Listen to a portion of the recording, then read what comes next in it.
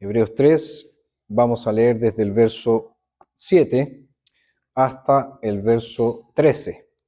Hebreos 3, versículos 7 hasta el capítulo 4, verso 13.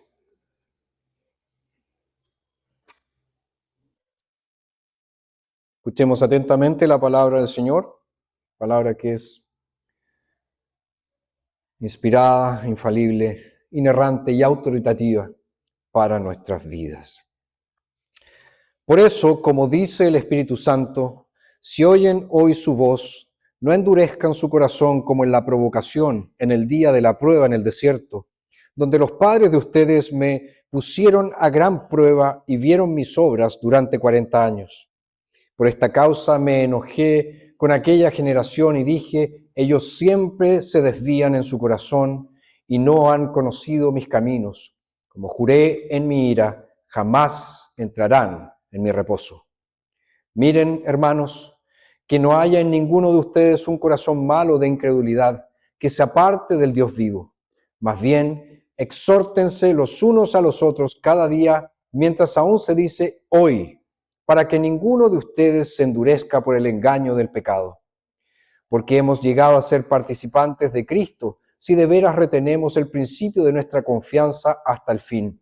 Entre tanto se dice, si escuchan hoy su voz, no endurezcan su corazón como en la provocación. Porque ¿quiénes fueron aquellos que, habiendo oído, lo provocaron? ¿No fueron todos los que salieron de Egipto con Moisés? ¿Y con quiénes se disgustó durante 40 años? ¿No fue precisamente con los que pecaron, cuyos cuerpos cayeron en el desierto? ¿Y a quiénes juró que no entrarían en su reposo, sino a aquellos que no obedecieron? Y vemos que ellos no pudieron entrar debido a su incredulidad. Temamos, pues, mientras permanezca aún la promesa de entrar en su reposo, no sea que alguno de ustedes parezca quedarse atrás, porque también a nosotros, como a ellos, nos han sido anunciadas las buenas nuevas, pero a ellos de nada les aprovechó oír la palabra, porque no se identificaron por fe con los que la obedecieron. Pero los que hemos creído, sí entramos en el reposo, como Él ha dicho, como juré en mi ira, jamás entrarán en mi reposo, aunque sus obras quedaron terminadas desde la fundación del mundo. Porque en cierto lugar ha dicho así del séptimo día, y reposó Dios en el séptimo día de todas sus obras. Y otra vez dice aquí, jamás entrarán en mi reposo. Puesto que falta que algunos entren en el reposo, ya que aquellos a quienes primero les fue anunciado no entraron a causa de la desobediencia, Dios ha determinado otra vez un cierto día, diciendo por medio de David, hoy, después de tanto tiempo, como ya se ha dicho, si escuchan hoy su voz, no endurezcan su corazón. Porque si Josué les hubiera dado el reposo, no se hablaría después de otro día. Por tanto, queda todavía un reposo sabático para el pueblo de Dios. El que ha entrado en su reposo también ha reposado de sus obras, así como Dios de las suyas. Hagamos pues todo esfuerzo para entrar en aquel reposo, no sea que alguien caiga en el mismo ejemplo de desobediencia. Porque la palabra de Dios es viva y eficaz, y más penetrante que toda espada de dos filos. Penetra hasta partir el alma y el espíritu, las coyunturas y los tuétanos, y discierne los pensamientos y las intenciones del corazón. No existe cosa creada que no sea manifiesta en su presencia. Más bien, todas están desnudas y expuestas ante los ojos de aquel a quien tenemos que dar cuenta. Hasta allí la lectura de la palabra del Señor. Lo que hemos estudiado hasta aquí en nuestra exposición de Hebreos ha sido que el autor nos ha presentado la superioridad de Jesús sobre los profetas, sobre los ángeles, sobre Moisés. Y también nos ha llamado a no despreciar a Jesús. Y como vimos la semana pasada, nos ha llamado a considerar, a fijar nuestra mente en Jesús, el apóstol y sumo sacerdote de nuestra fe. El texto que acabamos de leer, el autor presenta una nueva exhortación y en ella nos llama a reflexionar en un ejemplo del pasado, en el pueblo de Israel, antes de entrar en la tierra prometida. Y por medio de ese ejemplo nos advierte acerca de la incredulidad. Y la exhortación no puede ser más urgente, pues nos dice en reiteradas ocasiones, si oyen hoy su voz. Hoy, por tanto, hoy es el día para escuchar la voz de Dios para la salvación. Por eso la exhortación que tenemos aquí es un asunto verdaderamente importante. Millones de personas lamentan no haber escuchado esa voz y haber clamado a Dios, pero para ellos ya es demasiado tarde. Para aquellos que rechazaron a Cristo, o para aquellos que profesan falsamente a Cristo y que ya han partido de este mundo, no hay un hoy al que responder. Solo una eternidad de desesperación, solo una eternidad de tormento. El texto prácticamente nos suplica a que escuchemos. El texto nos dice, no pospongas para mañana la respuesta al Evangelio de la gracia, porque puede que ese mañana nunca llegue.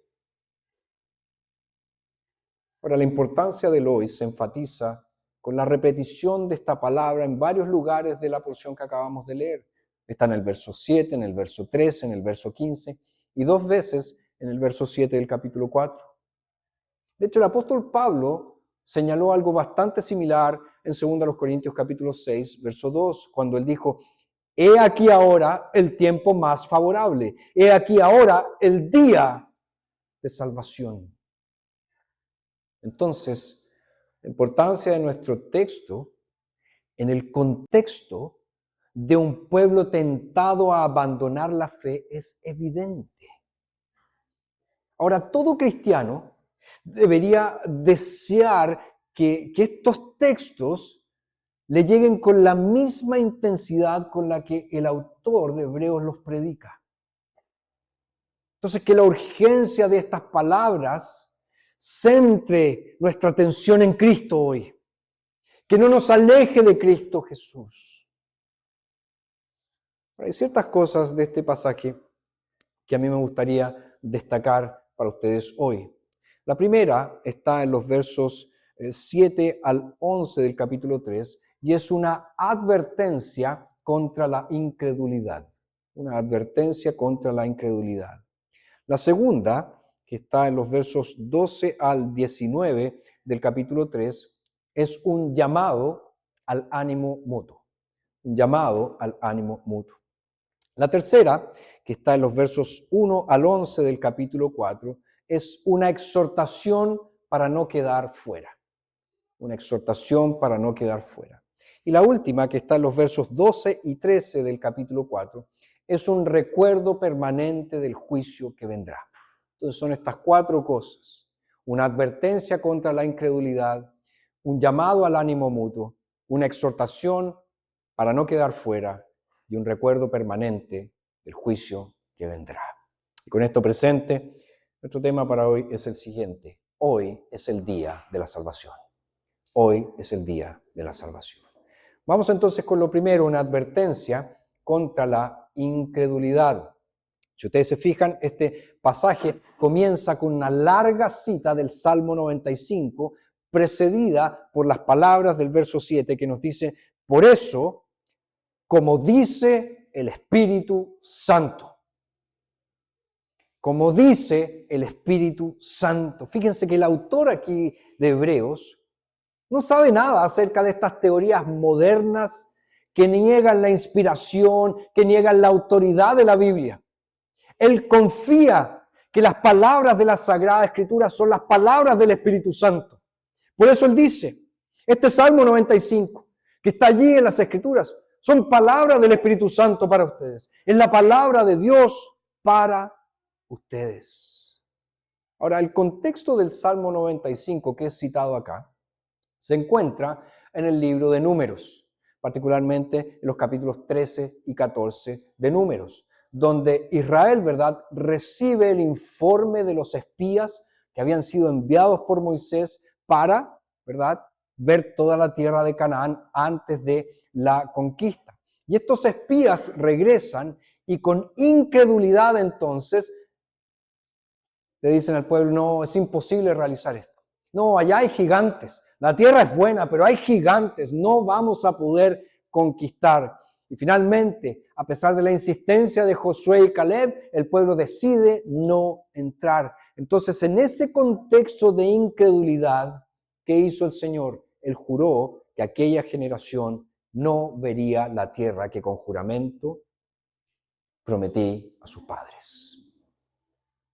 Dios juró entonces, no entrarán en mi reposo.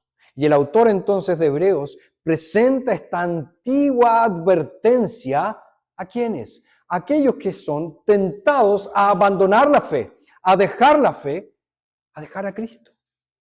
Les dice, acuérdense de lo que le pasó a la generación del desierto. Apliquen esas verdades a sus propios corazones. Y a esto entonces se le antepone, como ya vimos, este verso 7 del capítulo 3. ¿Por qué? Porque este es un recordatorio de que esas palabras habladas en el Salmo 95, cuya referencia está en Números 13 y 14, no son solo palabras para ellos en el pasado, sino que son también para nosotros aquí y ahora. Por tanto, dice, como dice el Espíritu Santo.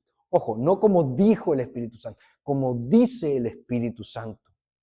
El autor entonces presenta esta advertencia para que nosotros la recibamos con arrepentimiento. La presenta a aquellos a quienes podría aplicarse esta incredulidad. La palabra de Dios de aquel entonces se aplica a nosotros ahora. ¿Por qué? Porque todos nosotros también somos tentados permanentemente a abandonar la fe. Ahora te pregunto, ¿lees la Biblia de esta manera?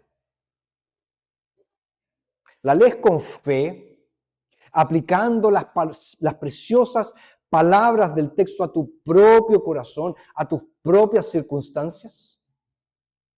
Porque habiendo comprendido el contexto histórico, habiendo entendido lo que el Señor dijo a su antiguo pueblo, tu corazón no se conmueve. Tu corazón no clama a Dios diciendo, Señor, creo, ayuda a mi incredulidad. Porque quizás seas tú quien necesita reflexionar sobre este asunto. Quizás seas tú quien necesita ajustar la manera de leer la Biblia para que la recibas como lo que ella verdaderamente es, la palabra autoritativa del Señor para ti. El autor de Hebreos quiere que sus lectores escuchen este antiguo mensaje resonando con una aplicación actual. Por eso, los exhorta en el verso 12, diciéndoles, miren hermanos, que no haya en ninguno de ustedes un corazón malo de incredulidad que se aparte del Dios vivo. Aquí apartarse implica una rebelión activa. Y tener un corazón malo de incredulidad es tener un corazón apóstata. Un corazón que se rebela contra el Señor. Entonces, fíjese, la incredulidad y la apostasía están relacionadas. Van de la mano. Ahora la pregunta es, ¿qué lleva a alguien a demostrar que no posee aquella fe que solo profesa con sus labios? Bueno, la respuesta del texto es un corazón malo de incredulidad. Es eso lo que lleva a una persona a apartarse del Dios vivo, a alejarse del Dios vivo. Y eso nos remite nuevamente al Salmo 95, que nos dice ahí en los versos 7 y 8, si oyen hoy su voz, no endurezcan su corazón como en la provocación, en el día de la prueba en el desierto. ¿Qué está diciendo el autor? Está diciendo el endurecimiento del corazón del pueblo del nuevo pacto, de nosotros hoy, tendrá un efecto tan devastador en el pueblo de Dios hoy como lo tuvo en la generación original en el desierto. Entonces miren, por favor, miren el peligro de un corazón endurecido. Acuérdense que el pecado engaña, luego endurece. Y luego puede dejar al pecador endurecido en completa oscuridad. Engaña, endurece, oscurece completamente. La generación que murió en el desierto cayó por la incredulidad que se manifestó en idolatría, egoísmo, quejas. Y nosotros sabemos que la incredulidad puede adoptar muchas caras. Y una de las formas más comunes hoy en día es aferrarse a la justicia propia, como si existiera tal cosa, como si existiera, como si tuviéramos justicia aparte de Cristo. Pero hay muchos que se aferran a esa justicia propia. Yo puedo ser bueno, yo tengo que comportarme, yo puedo enmendar mi vida, yo puedo hacer las cosas bien, yo puedo decidir ser una buena persona. Ese es el mayor engaño de todos. Es más, es un engaño que lleva a la más profunda dureza de corazón. Entonces, nuestros mayores problemas no son las cosas que están fuera de nosotros. No son nuestras circunstancias, no son la forma en que somos o la manera en que hemos sido tratados, sino nuestra propia autosuficiencia que proviene de nuestro corazón pecaminoso. Porque la autosuficiencia produce dureza de corazón, de modo que la vida se vuelve como el agua congelada, fría, estancada.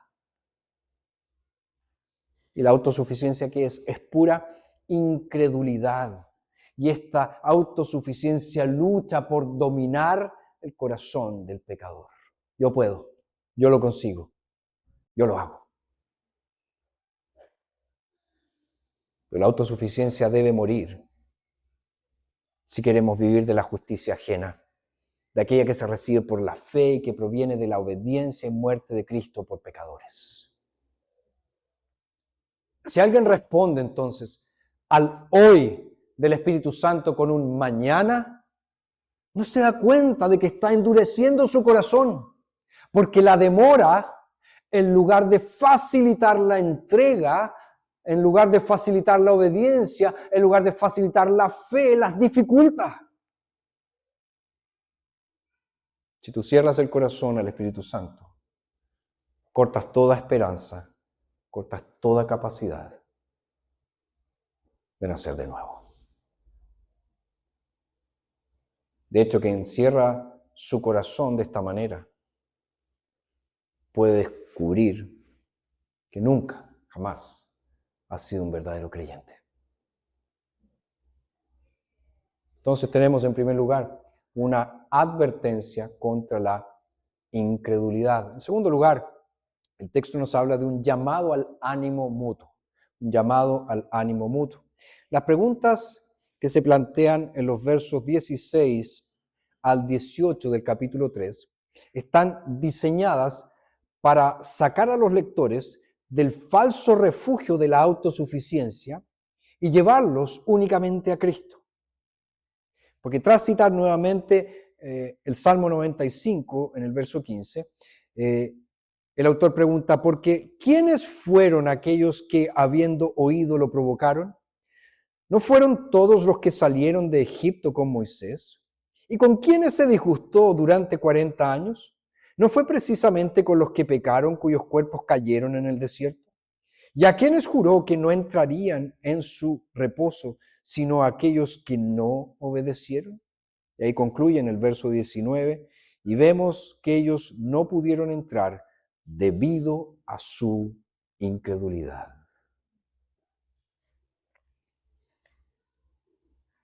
¿Quién necesitaba cambiar para aquellos que se rebelaron en el desierto?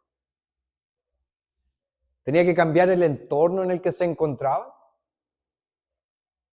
Eso era lo que ellos argumentaban. Nuestras circunstancias tienen que cambiar. Tenemos hambre.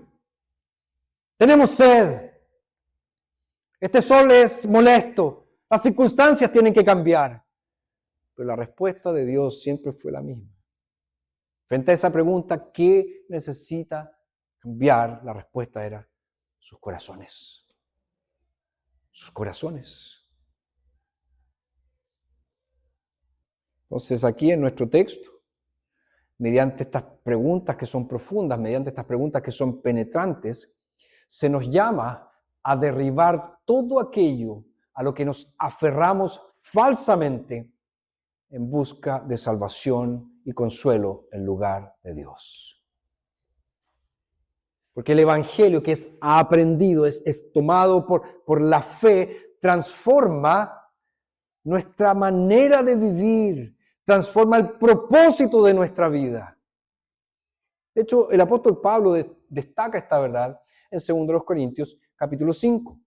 En los versos 14 y 15 él dice, porque el amor de Cristo nos constriñe o nos impulsa, considerando esto, que uno murió por todos, por consiguiente todos murieron.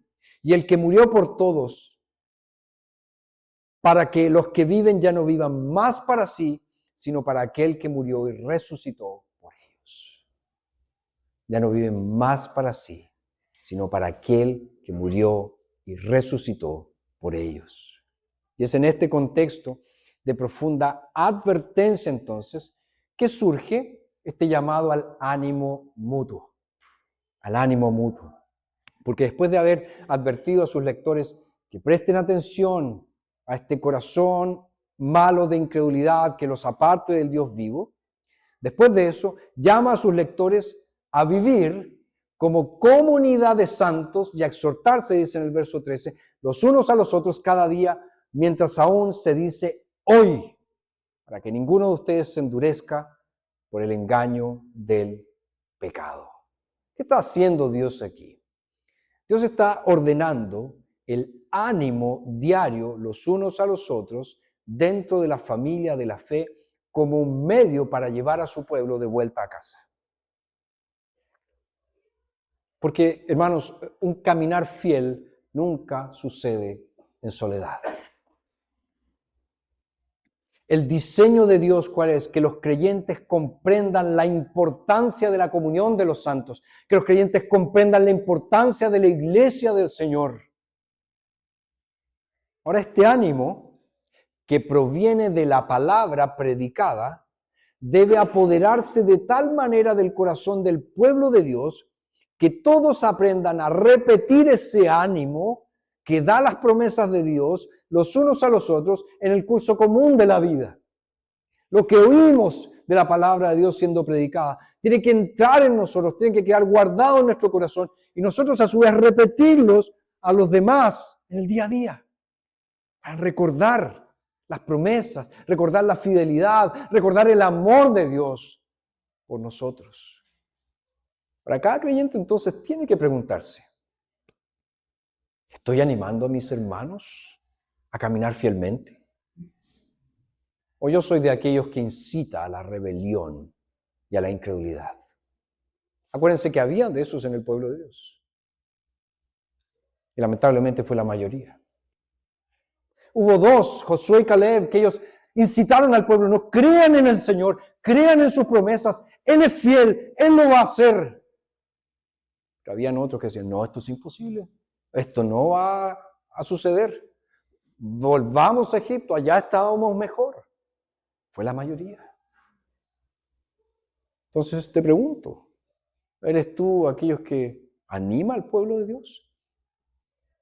Vamos, se va a construir el nuevo edificio de la iglesia, lo vamos a lograr, va a quedar precioso. Otro de aquellos que dicen, no, si usted nunca lo van a construir. No, sí, le quedó grande al arquitecto, no va a funcionar esto.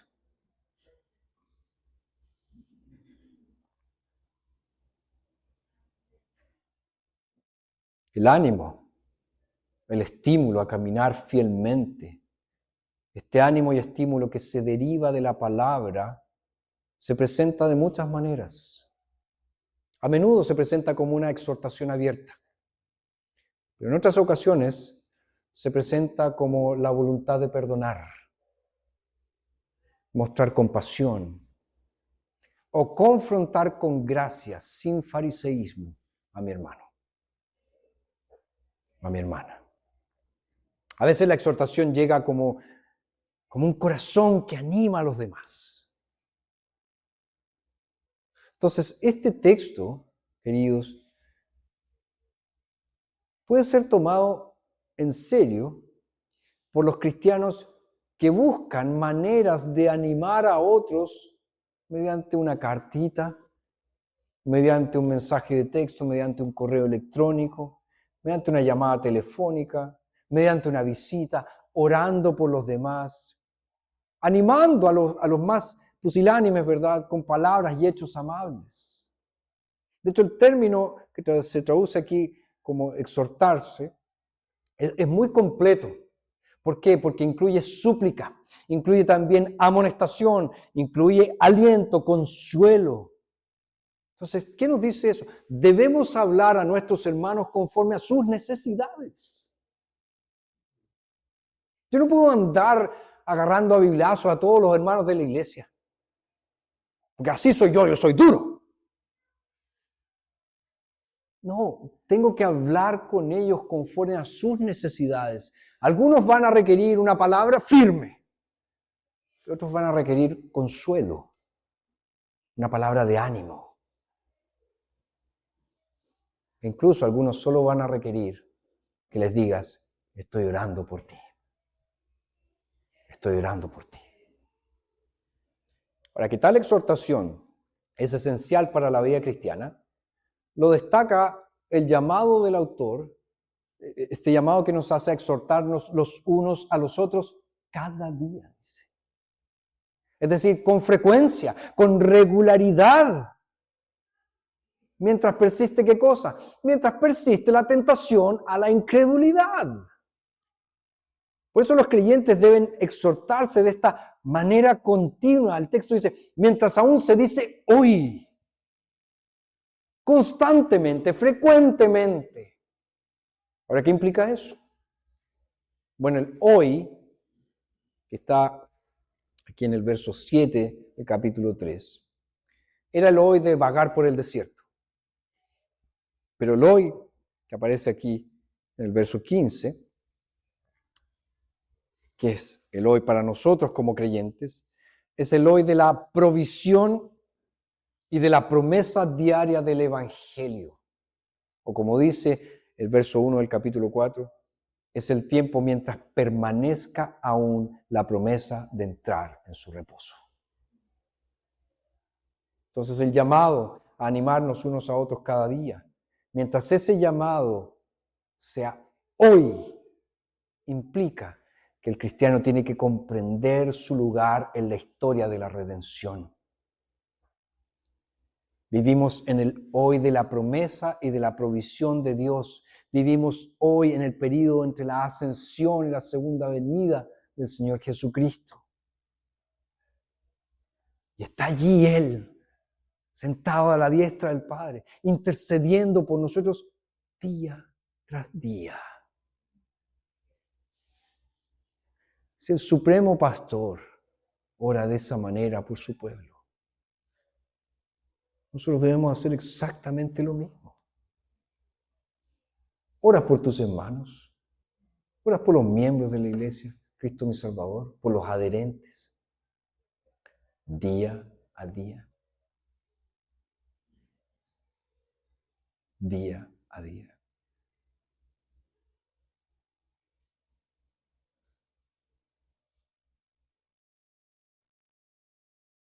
Ahora, esta exhortación que nos hacemos unos a los otros tiene un objetivo, dice el verso 13, para que ninguno de ustedes se endurezca por el engaño del diablo.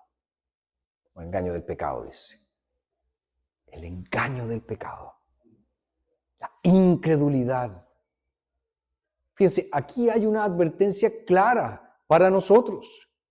Al escritor de Hebreos le preocupa, como debería también preocuparnos a nosotros hoy, que nadie aquí en esta iglesia, nadie se endurezca por el engaño del pecado.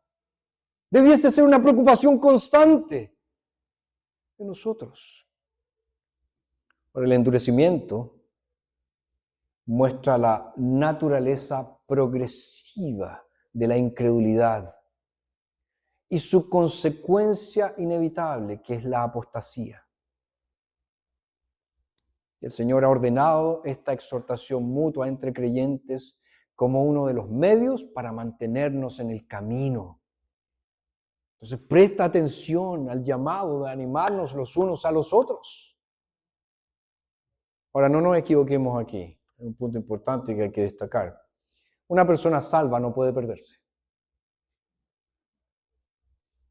Sin embargo, Dios ha establecido medios para que su pueblo persevere, para que su pueblo se mantenga, como dice el verso 14, mantenga el principio, es decir, la simple verdad de nuestra confianza hasta el fin. Y uno de esos medios que debemos comprender y aplicar hoy, ¿cuál es?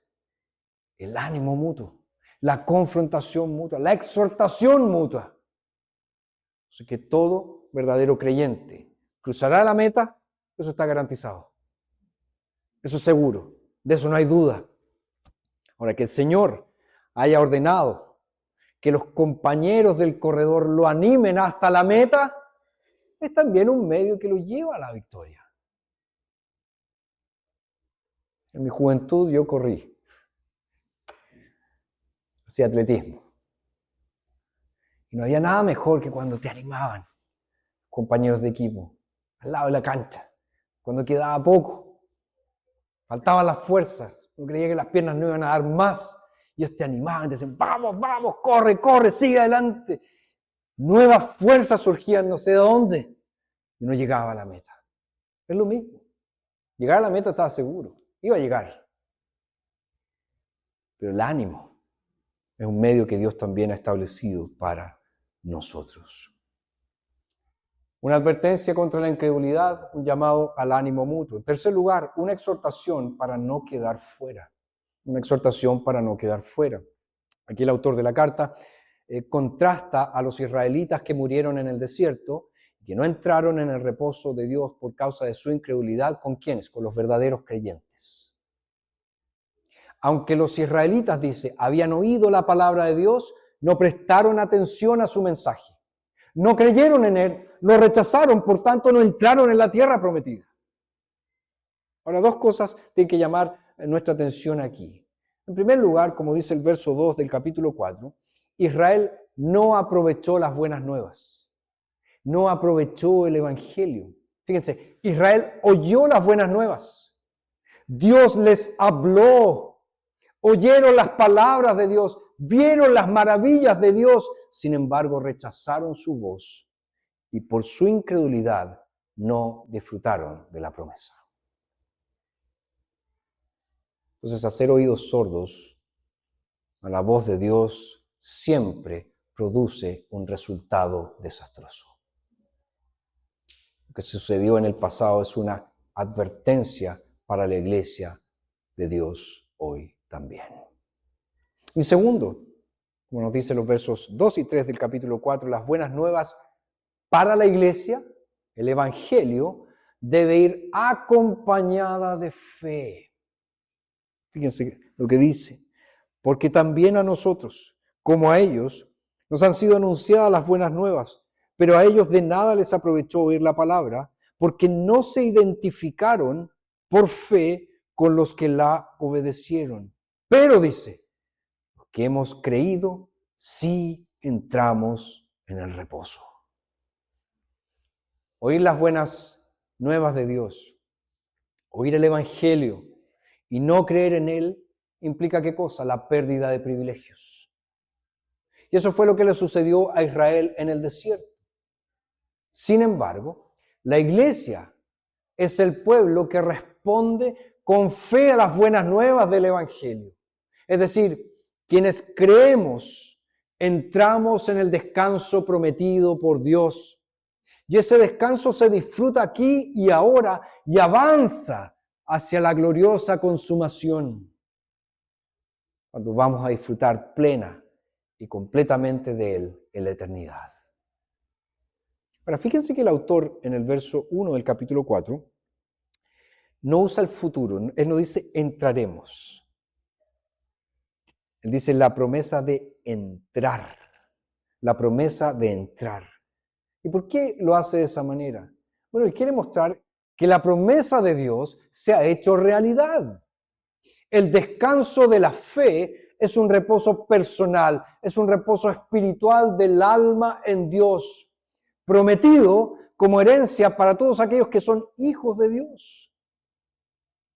El reposo es la bendición final, la más grande que Dios concede. El autor de Hebreos, en un orden ascendente aquí, habla de 3 tipos de reposo.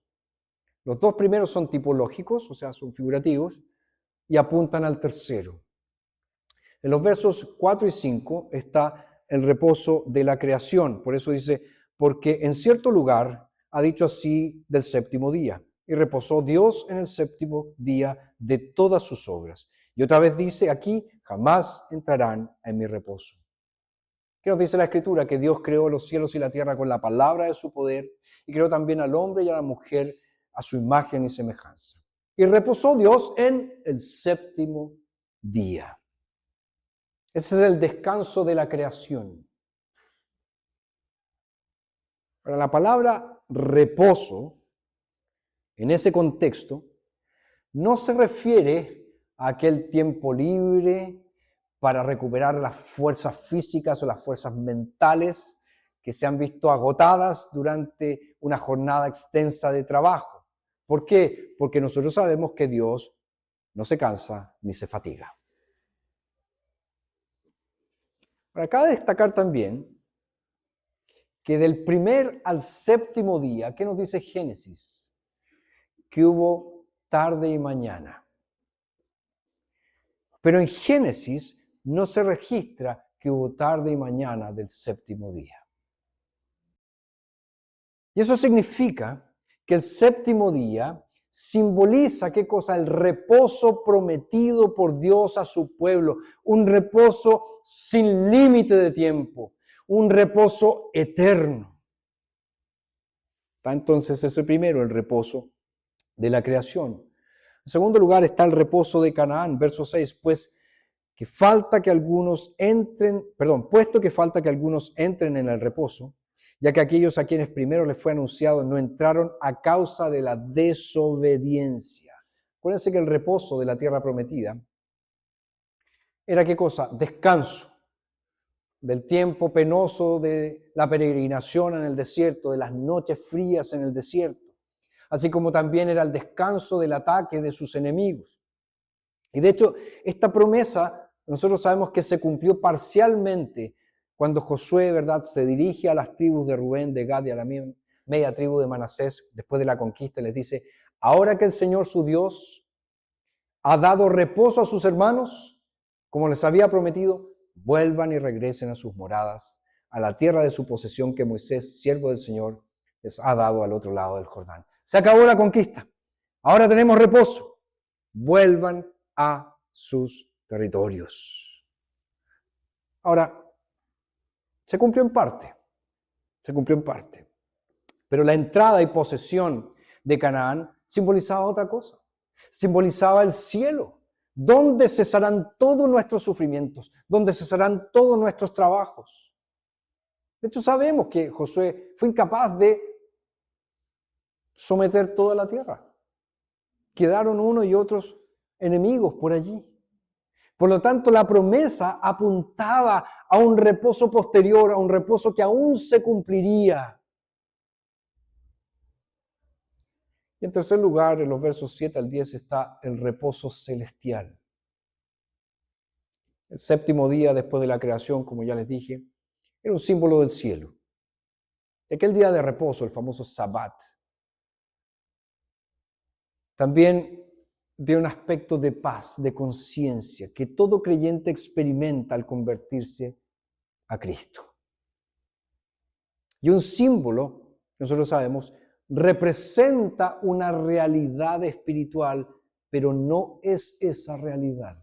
Por eso es un símbolo.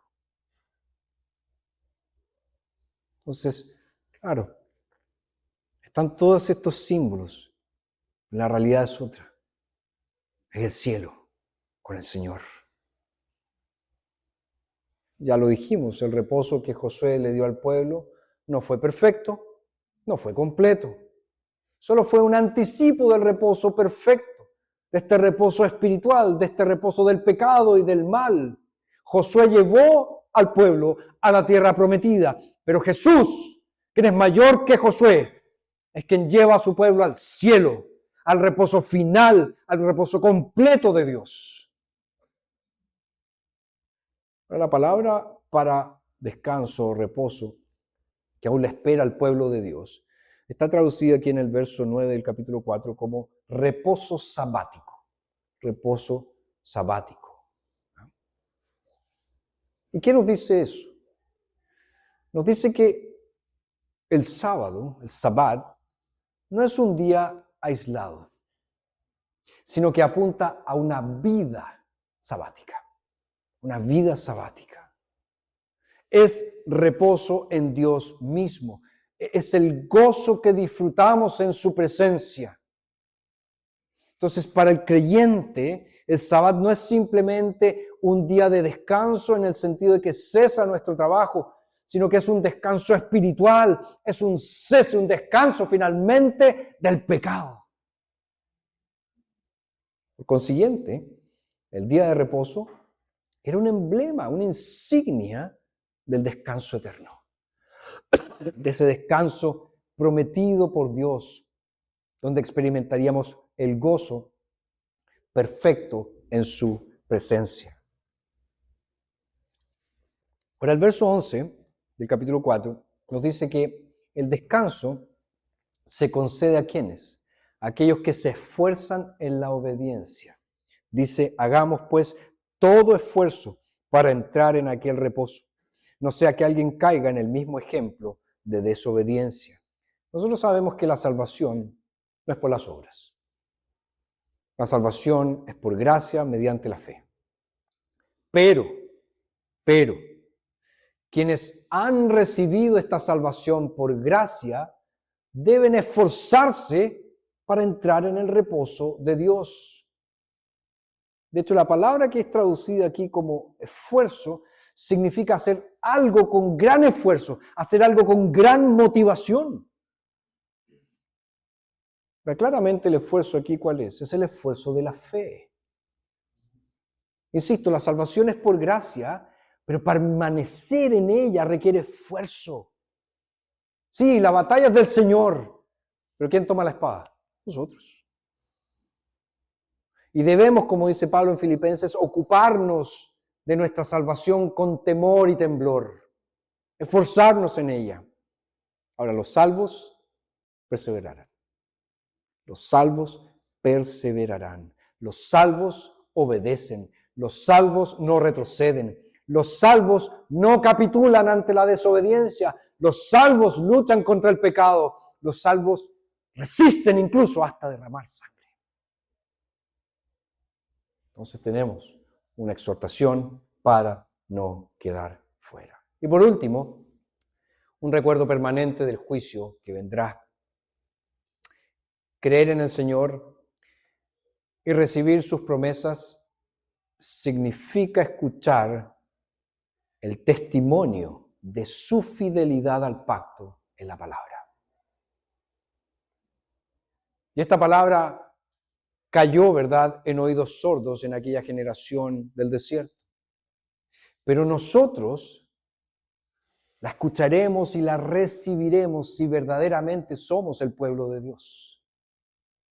Y esa palabra confronta a la congregación cada domingo por la mañana, cuando es predicada. Y nos dice el texto que la palabra penetrante deja al descubierto el corazón y lo confronta con que con la eternidad, lo confronta con el juicio venidero.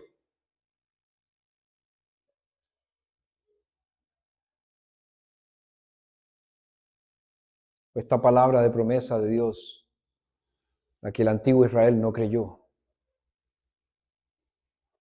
Entonces su palabra de juicio cayó sobre ellos. Y el autor entonces desea que la iglesia comprenda que ahora esta palabra del Señor viene con el mismo llamado a creerla y con las mismas advertencias si no la recibimos. Y nos dice que esta palabra es viva y eficaz en su aplicación por el Espíritu Santo. Es decir, el Señor cumplirá su propósito y hará lo que ha dicho que hará, ya sea generando fidelidad en los verdaderos creyentes o cayendo en juicio sobre aquellos que solo dicen ser creyentes, pero en realidad no lo son. También nos dice que la palabra es más penetrante que toda espada de dos filos. Fíjense, así como la generación en el desierto fue abatida por la espada, eso nos dice el libro de Números, la palabra de Dios es una terrible espada de juicio para los incrédulos. Y finalmente nos dice que esta palabra de Dios penetra hasta partir el alma y el espíritu, las coyunturas y los tuétanos, y discierne los pensamientos y las intenciones del corazón. ¿Qué está diciendo? No hay rincón del corazón que la palabra de Dios no pueda alcanzar. Todos los pensamientos, todas las intenciones están abiertas delante del Señor y de su palabra. Nada puede ocultarse a la mirada omnisciente del Señor. Por eso dice el verso 13, no existe cosa creada que no sea manifiesta en su presencia. Más bien, todas las cosas están desnudas y expuestas ante los ojos de aquel a quien tenemos que dar cuenta. El corazón está desnudo, el corazón está expuesto al Señor, quien juzga la apostasía. Entonces, cuando alguien escucha la palabra y no la cree, que escuche también que ser expuesto por la palabra de Dios es ser expuesto por Dios mismo y nadie podrá ayudarlo a esconderse. Pero la palabra, esta misma palabra, que puede ser escuchada o leída por un no creyente, también puede ser escuchada y oída por un creyente, pero con un propósito completamente diferente. Por eso Pablo nos dice que el Evangelio es olor de muerte para muerte, en el caso de algunos, mientras que otro es olor de vida para vida.